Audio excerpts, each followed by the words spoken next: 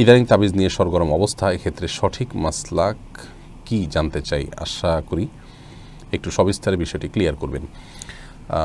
ভাই, খুবই গুরুত্বপূর্ণ প্রশ্ন। নবী করিম সাল্লাল্লাহু আলাইহি ওয়াসাল্লাম কখনো তাবিজ ধারণ করেননি, কাউকে দেননি, কাউকে দিতে বলেননি। কোরআনে কারীম শেফা হিসাবে এসছে এবং নবী আলাইহিস সালাতু ওয়াস সালাম কোরআনে কারীমকে সেটাকে তিনি শেফা হিসাবে গ্রহণ করেছেন, কিন্তু তার পদ্ধতিটা ছিল ঝাড়ফুঁক। অতএব সুন্নাহ হলো ঝাড়ফুঁকের পদ্ধতিতে যাওয়া, তাবিজ এটি সুন্নাহ নয়।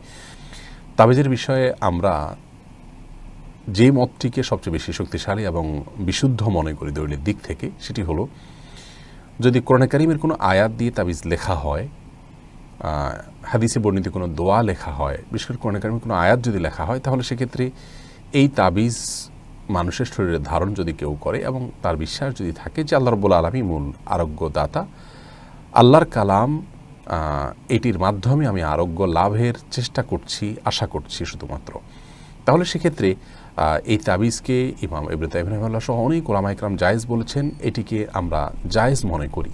তবে সুন্নাহ এবং নবী করিম সাল্লাল্লাহু আলাইহি সাল্লামের যে পন্থার কথা আমরা জানি, সেটি কিন্তু এটি নয়। আর আমাদের দেশে তাবিজের সবচেয়ে বড় অংশ হলো সাংকেতিক চিহ্ন দিয়ে লেখা, ফেরাউন, হামান, নমরুদ, এই সমস্ত শব্দ, নাম, এগুলো লিখে লিখে তাবিজ লেখা। তারপরে তাবিজ যারা করেন তো তাদের প্রফেশনাল হিসেবে বানিয়ে নিয়ে সেখানে আপোষের তাবিজ, বিচ্ছেদের তাবিজ, হেন কোনো কাজ নেই করা, যেগুলো থেকে মানুষ আস্তে আস্তে জাদুর দিকেও চলে যায়। অতএব এই দুয়ার বন্ধ করার জন্য হলেও প্রচলিত তাবিজের যে প্রথা আছে, এটি থেকে আমাদের বেরিয়ে আসার চেষ্টা করা উচিত এবং সুন্নাহ সম্মত যে আপনার কোরআনে কারীমকে শেফা হিসাবে গ্রহণ করার যে পদ্ধতি নবী করিম সাল্লাল্লাহু আলাইহি ওয়াসাল্লাম থেকে আমরা পাচ্ছি, সেটিকে আমাদের গ্রহণ করা উচিত। সাহাবায়ে কেরামের মধ্যেও আপনার ঝাড়ফুঁকের বিষয়টি ব্যাপকভাবে প্রচলিত ছিল। অতএব সেই সুন্নাহকে আমাদের আঁকড়ে ধরা উচিত এবং সুন্নাহ যা নয়, নবী সাল্লাল্লাহু আলাইহি ওয়াসাল্লাম যেটি করেননি, যে পদ্ধতি তার থেকে অন্তত বর্ণিত হয়নি, সেটি মানে কেন আমাকে করতে হবে? কোরআনকে শেফা হিসাবে গ্রহণ করার জন্য নবী সাল্লাল্লাহু আলাইহি ওয়াসাল্লামের সুনির্দিষ্ট আদর্শ রয়েছে।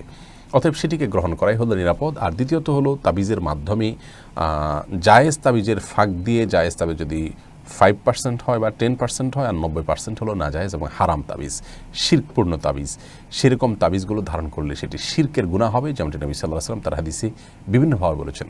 অতএব তাবিজ এর মধ্যে যদি আল্লাহ ছাড়া অন্য কারোর নাম বা এই ফেরাউন, নমরুদ, হামান বা সাংকেতিক চিহ্নের মধ্যে নানা রকম উদ্দেশ্যমূলকভাবে সাংকেতিক চিহ্ন এবং সাংকেতিক চিহ্নের একটা ইতিহাস আছে, যেটা আমরা বলেছি, এগুলো যদি ধারণ করেন এবং অনেকে দেখা গাছের গোড়া টোড়া ইত্যাদি লাগিয়ে রাখেন, এগুলো ইমানদার হিসেবে আমাদের জন্য করা উচিত এবং সেগুলো শিরকের অন্তর্ভুক্ত হবে। হিন্দুদের মধ্যেও প্রচলিত এই পথার মাদুলি এটা প্রচলিত আছে। অতএব কোরআনকে নবী করিম সাল্লাল্লাহু আলাইহি ওয়াসাল্লাম যেভাবে শেফা হিসেবে গ্রহণ করি, আমরা সেভাবে শেফা হিসেবে গ্রহণ করব।